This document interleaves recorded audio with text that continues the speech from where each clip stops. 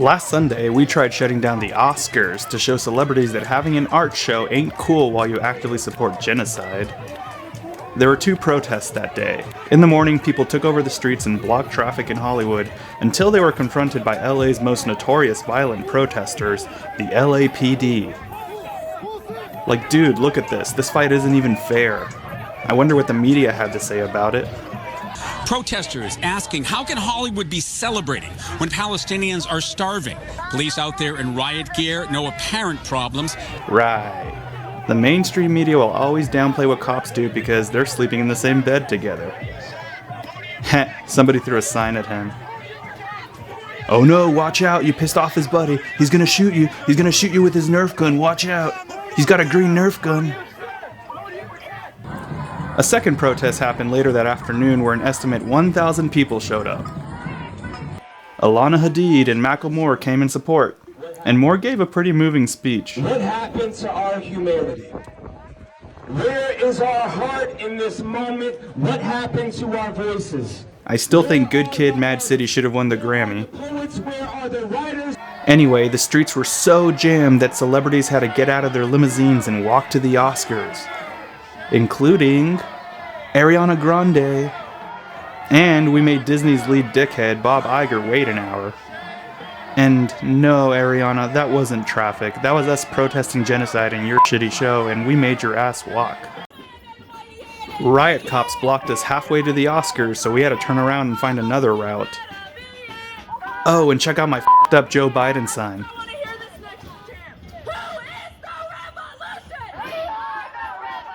It took me 47 minutes to get through one block. Anyway, we pissed off this whiny local during our second attempt to reach the I got Oscars. stuck for an hour at a Palestinian protest.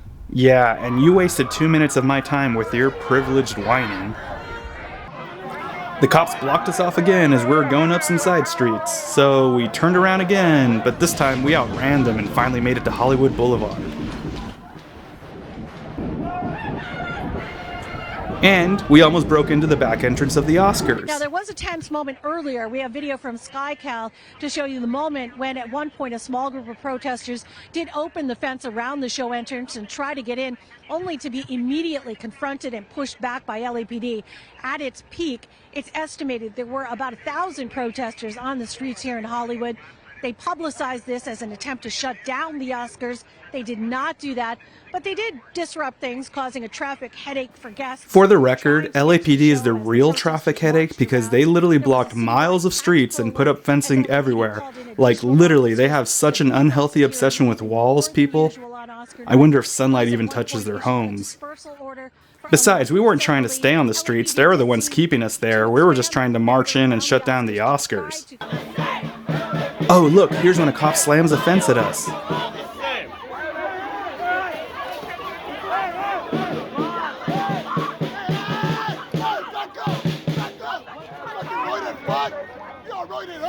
The mainstream news will never show you cops being assholes, but they'll sure trip just because we opened the gate.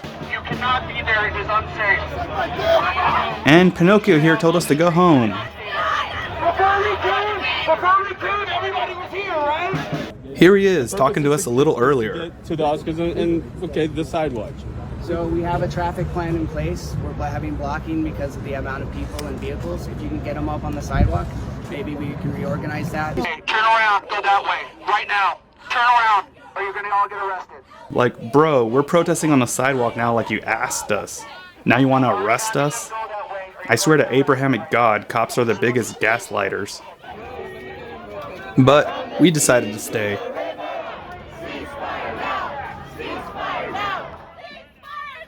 And we chanted through the night and managed to shame some of the Oscar guests walking back to their cars. Protesters carried signs and flags. So was the protest a success? We succeeded. It started 6 minutes late. The red carpet was empty for a while. This guy thinks so, but I'd have to say no. Our goal was to shut down the Oscars, and we didn't do that.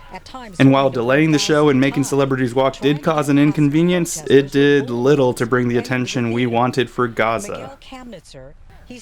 Still, the energy was great. We disrupted business as usual and pissed off the cops, but More needs to be done if we want to create any serious change. Wide out here, and you can see the traffic is just at a standstill. Still, I'd say we did better than any of the celebrities.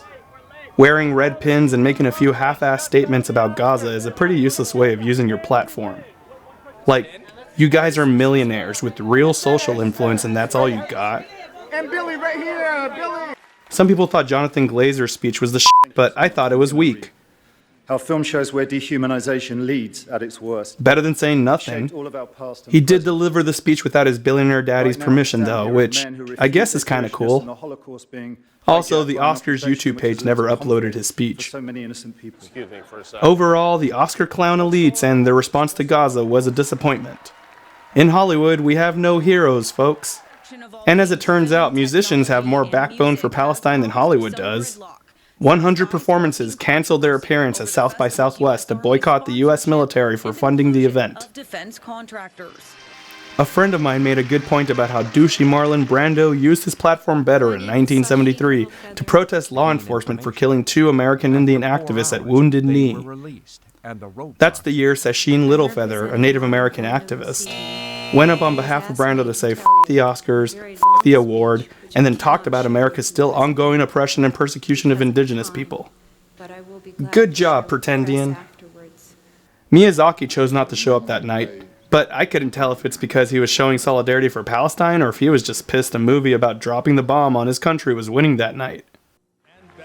There was so much more our spineless celebrity elites could have said that night.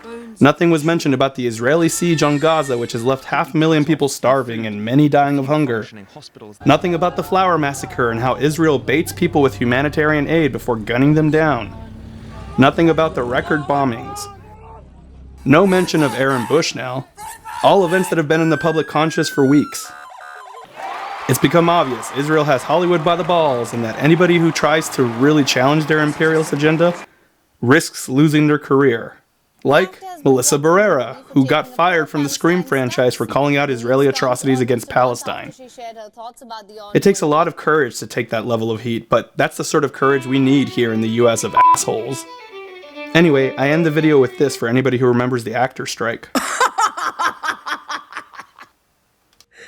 been trying to find like the perfect little video to share on this shit. This. So just to be clear, we're supposed to care about your protest?